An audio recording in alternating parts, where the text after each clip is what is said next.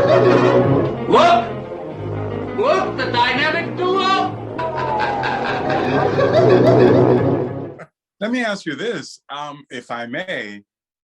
Sure. How are you, as a young man who's in college, barely out of college, how were you able to afford to essentially launch this stuff, back in the 80s? I just worked. I worked a 40 to 50 hour a week. I worked for R. Donnelly. They were a big publisher back then, and I'd been there since 78. I worked there from 1978 to 92 when they were closing down, and I volunteered to leave because I was doing comics at that point and someone else could have the paying job, but I just paid for it out of my pocket. Wow, My wife was wonderful and let me do it. And that's pretty much it. We weren't, we didn't pay a lot in the Megaton days. I mean, I was paying 20 bucks a page for pencils, 20 bucks a page for inks, maybe $5 a page for letters, and it was black and white, so there wasn't color. I could do the color separations on the cover myself because that's what I was doing at the regular job.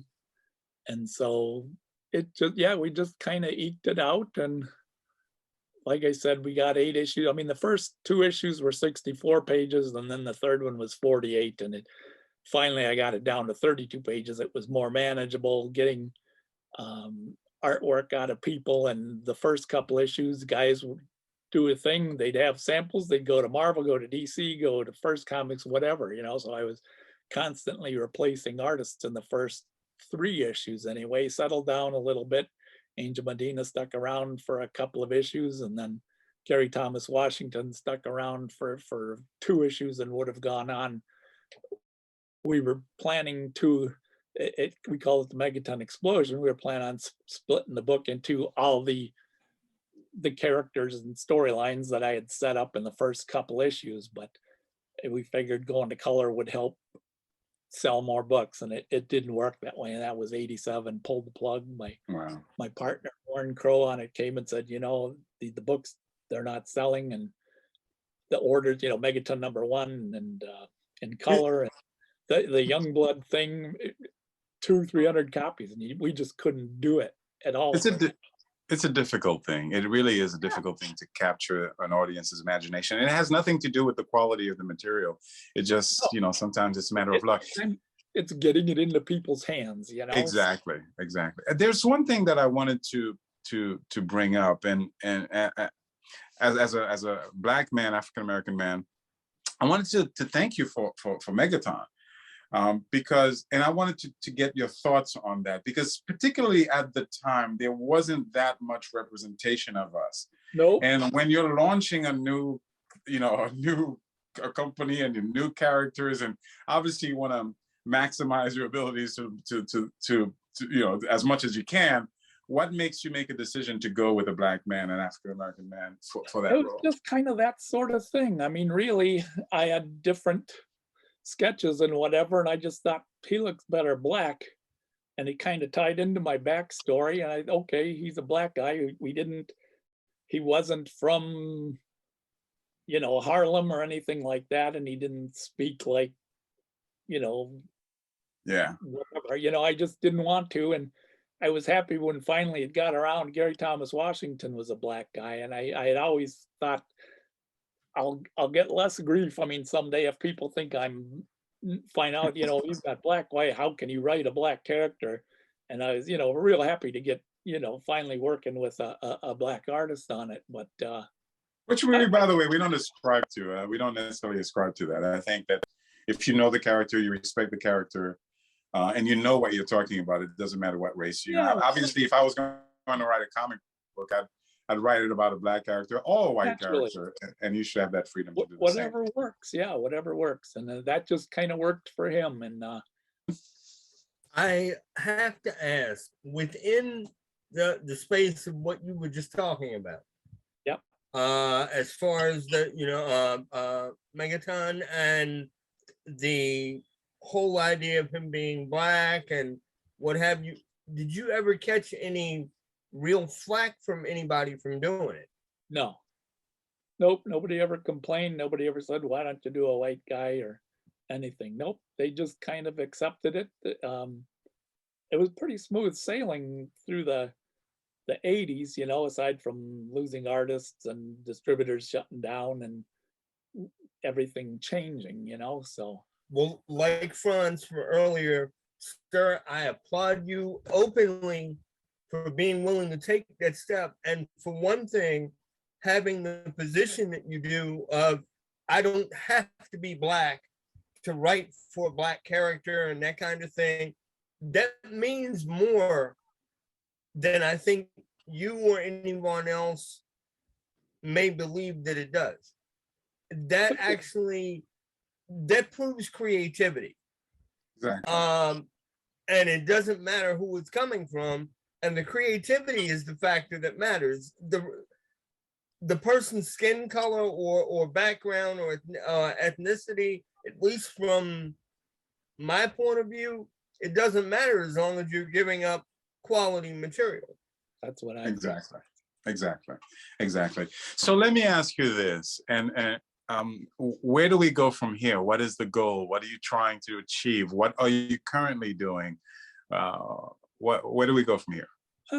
Just really right now, I mean, with Eric Larson, I worked with him on a couple of, for a point he was kind of, I don't know, he was doing Nova at Marvel and he was doing Aquaman at DC, and I worked on both projects with him. And I just found that I enjoyed the creativity of doing my own work. So I backed off from that and have been pretty much doing just my own stuff and doing what I wanted to. And right now, yeah, it's just Big Bang pretty much. But through Big Bang, you know, we can do all kinds of stuff. I mean, we're doing new stories with the old characters. Right now, Chris Ecker and Ben Torres are working on a 3 or 4 issue thing called Night Watchman Creatures of the Night, which is kind of a tongue-in-cheek superheroes meet the universal monsters kind of a thing where It sounds like something I would love.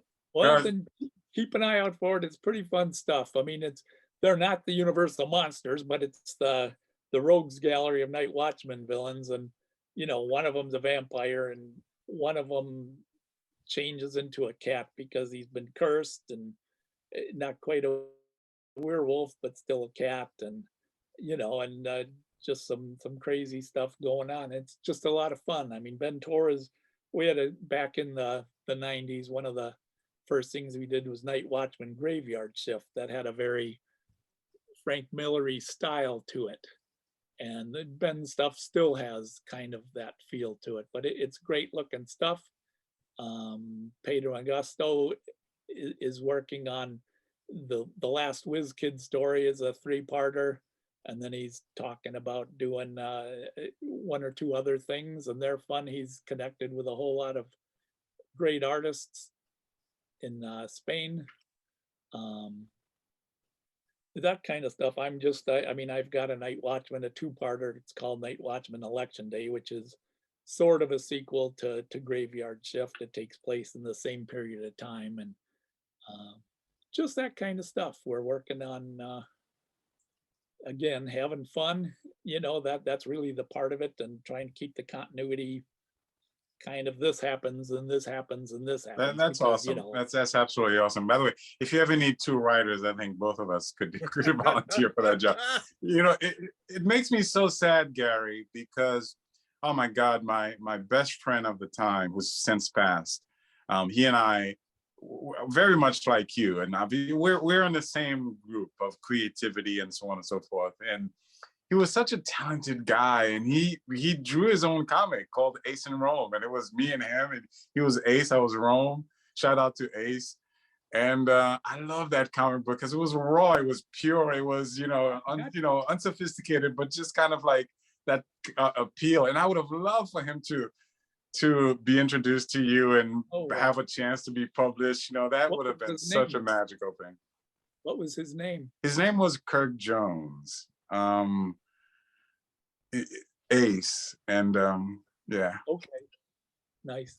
Yeah. Yeah, it's fun. I mean, it's fun working with people you like. Like I said, I mean, I've worked with a lot of people over the years, and I still consider most of them friends. I mean, some of them good friends. Like I said, I used to talk to Rob a couple times a week. You know, he was, and I am still in contact. Like I said, I mean, he published the Vanguard books that came out there. He was kind of the publisher on the Teenage Mutant Ninja Turtles books we did.